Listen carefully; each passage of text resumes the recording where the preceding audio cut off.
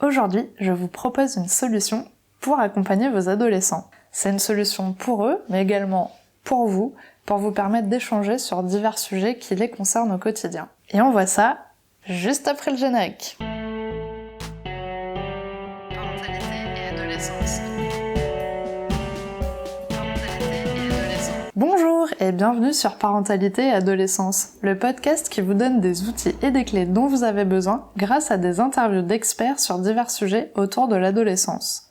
L'adolescence n'est pas obligée d'être synonyme de chaos, alors soyez joie, il y a des solutions. Une interview de Marie-Christelle Cochet, auteure du carnet de bord Grandir au collège. C'est parti pour l'interview. Bonjour Marie-Christelle. Bonjour Sarah. Pour commencer, est-ce que tu pourrais te présenter s'il te plaît ? Bien sûr. Alors, tu vas voir que j'ai un profil un petit peu atypique.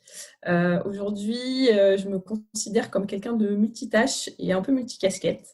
J'ai commencé à travailler assez tôt en parallèle de mes études et j'ai passé plusieurs années dans le domaine de la jeunesse et de l'éducation. Et au fur et à mesure de mes expériences, je me suis comme ça spécialisée dans ce qu'on appelle le développement des compétences psychosociales et de l'éducation à la santé. J'ai un fort intérêt pour la période de l'adolescence en particulier. C'est en partie dû à mon histoire perso. On pourra peut-être en reparler plus tard, mais aussi l'ensemble de mes expériences personnelles et professionnelles. Donc, en fait, j'ai tour à tour été animatrice et directrice de séjours de vacances. J'ai été responsable communication et du service d'éducation à la santé dans un hôpital. Je suis entraîneur de badminton pour des jeunes. J'ai été formatrice en compétences psychosociales. Et aujourd'hui, je suis conseillère pédagogique dans le domaine de la formation professionnelle des jeunes. Super, merci beaucoup, c'est un très beau parcours. Alors maintenant, est-ce que tu pourrais nous expliquer comment t'es venue l'idée de créer le carnet de bord Grandir au collège ? Alors, Grandir au collège, c'est l'aboutissement un peu de de longues années de discussions avec des jeunes surtout, combinées en fait à mes expériences pratiques d'intervention auprès des jeunes. J'ai, au cours de mes expériences, développé beaucoup d'activités plutôt à visée collective et rien n'existait vraiment pour une utilisation individuelle. Donc c'est chemin faisant ma réflexion avec les jeunes, avec mon entourage et combiné à ma petite expérience personnelle parce que j'ai donc moi-même vécu mon adolescence en confrontation avec mon petit monde, avec ma famille, mes parents. Et je me dis qu'un outil comme celui-là, ça m'aurait peut-être permis de vivre cette période un petit peu plus sereinement. Et voilà, je cherchais un moyen d'ouvrir le dialogue entre les jeunes et les adultes, ou même les jeunes entre eux, sur la période de l'adolescence, parce que je me suis rendu compte qu'en fait, les jeunes ont une méconnaissance globale de l'adolescence et de tout ce qu'elle implique, et que ça renforce notamment la prise de risque qui est liée à toute cette période, et notamment sur tous les sujets de la santé. Et quand je parle de la santé, on pourra en reparler, mais c'est la santé dans son sens large. La santé physique, la santé sociale, et voilà, tout ce qui est lié à cette santé dans son sens global. C'est vrai que pour avoir eu la chance de lire le carnet, d'ailleurs merci beaucoup de me l'avoir envoyé, ça m'a permis de découvrir tout ce qu'il y avait à l'intérieur. Je trouve d'une manière générale que ça permet à l'adolescent de réfléchir sur diverses thématiques, d'apprendre également pas mal de choses sans forcément rentrer dans les détails et de trouver des solutions par lui-même. Également, tu le notes assez régulièrement tout au long du carnet, tu les invites à échanger avec leur entourage, famille, amis. Alors, je suis ravie parce que tu as compris l'essence même du carnet. C'est vraiment un outil que je veux autour de ce que j'ai appelé l'éducation au choix. Je l'ai voulu surtout pas prescriptif, surtout pas de dire il faut faire ci ou il ne faut pas faire cela, mais d'avoir vraiment un chemin réflexif qui permet de s'approprier les sujets et d'ensuite faire soi-même le choix en toute connaissance de cause en fait. Et du coup, j'aimerais savoir pourquoi tu as voulu faire ça sous forme de carnet de bord. Alors, au début, le mot carnet de bord, j'avais pas pensé au mot carnet de bord, si tu veux. J'ai plutôt travaillé sur un cahier d'activité parce que les jeunes, clairement, leur donner de la matière sans rendre les choses ludiques, ça marche pas. Donc c'est plutôt la notion de cahier d'activité qui a commencé dans ma réflexion. Et puis en fait, le mot de carnet de bord est venu en discutant notamment avec les jeunes du groupe test. J'avais un petit groupe qui m'a aidé à créer le carnet, à le faire avancer, à le faire évoluer. Et en fait, carnet de bord, c'est vraiment ce qui s'est imposé parce que c'est vraiment un outil d'accompagnement pendant soit sa première année de collège, soit pendant toutes ses années de collège. Et je veux pas qu'il y ait forcément un fonctionnement linéaire un petit peu traditionnel où on ouvre le carnet et puis on fait les activités. L'idée, c'est vraiment de se dire, tiens, aujourd'hui, j'ai envie d'en savoir un petit peu plus sur les relations avec la famille à l'adolescence, ou j'ai envie d'en savoir un petit peu plus sur la notion de la cigarette, etc. Et puis de se dire, voilà, je l'ouvre et puis je fais le petit chapitre, comme ça j'en apprends un petit peu plus. Et puis voilà, je peux le mettre de côté, y revenir un petit peu plus tard et c'est pas un problème. J'ai remarqué dans le carnet qu'il y a des activités, des jeux, des quiz qui changent à chaque thématique et je trouve ça assez sympa. Il y a également une rubrique Le savais-tu qui permet d'apprendre pas mal de choses sur la thématique en cours. Et d'ailleurs, j'ai appris 2-3 choses. Comme quoi, on en apprend toujours. Je trouve ça sympa d'avoir proposé ça au fil du carnet. Et je voulais savoir comment tu avais pensé ça, comment tu l'avais créé. Est-ce que tu l'as réalisé toute seule ou bien des psychologues et des coachs t'ont accompagné là-dessus? Alors, en fait, il est construit pour chaque chapitre. Donc, d'abord une introduction au collège et un petit peu les thématiques globales qui sont liées au collège. Et ensuite, pour chaque thématique qui est abordée dans le carnet, en fait, c'est construit en 3 parties. C'est une première partie pour faire le point un petit peu sur soi-même, ce qu'on sait du sujet.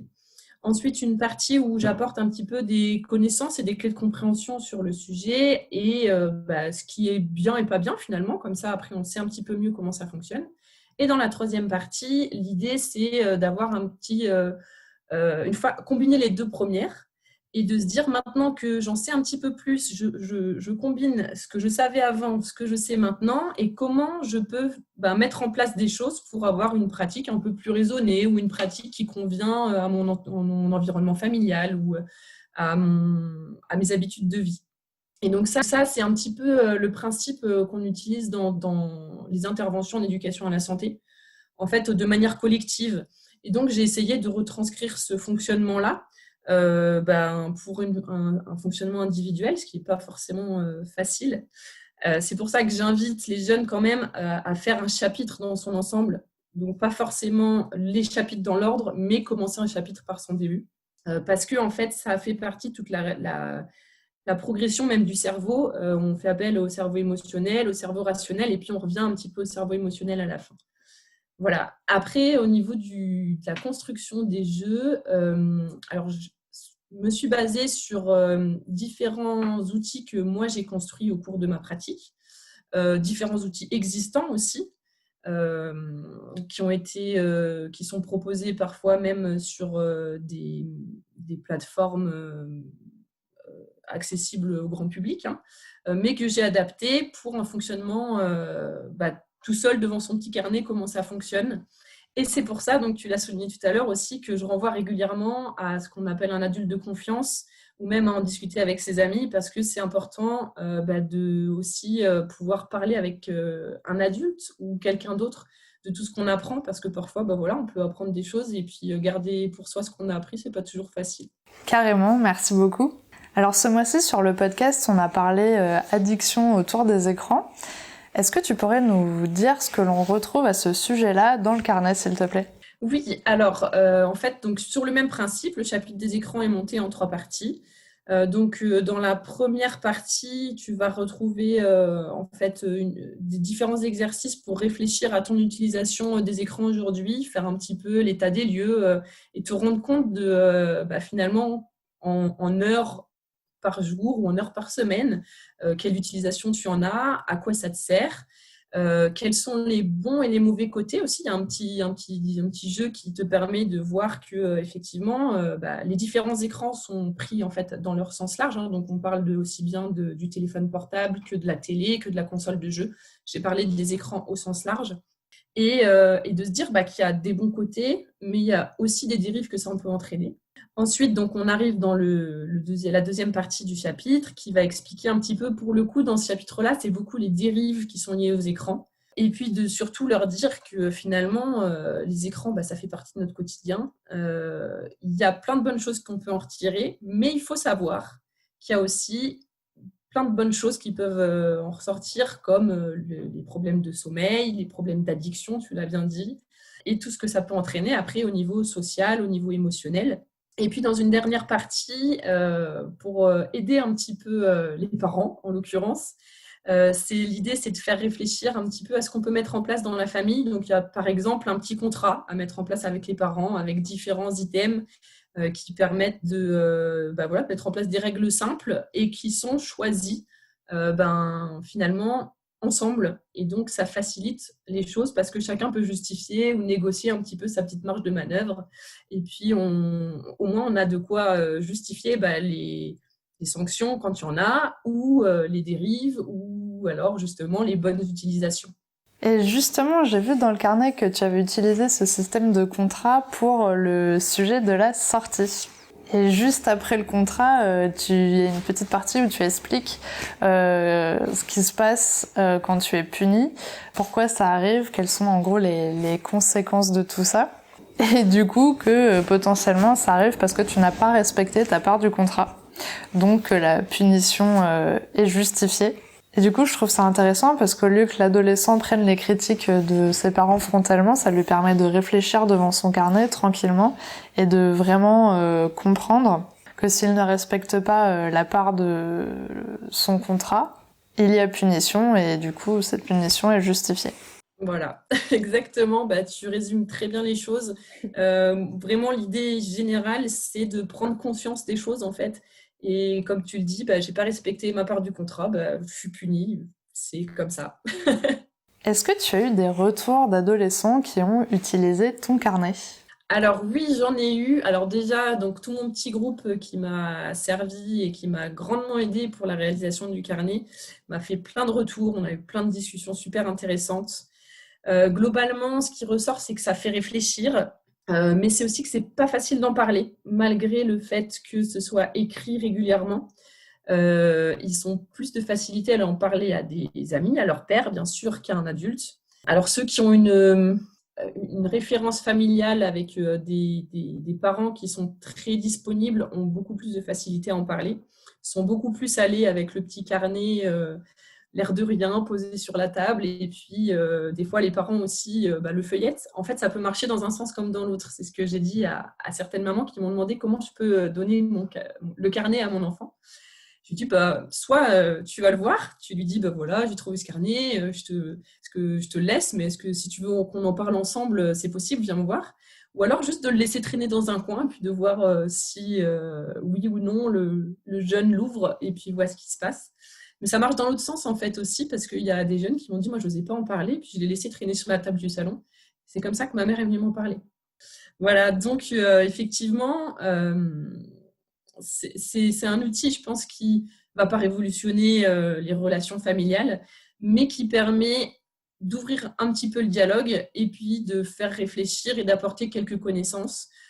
Clairement, tous les chapitres ne vont pas forcément parler à tous les jeunes, mais s'il y en a un seul dans lequel il s'est reconnu, pour moi, j'ai gagné. C'est super. Au final, ton but principal, c'était vraiment d'aider les ados en leur donnant des clés pour affronter le collège en toute connaissance de cause et pas forcément d'améliorer la relation parent-ado.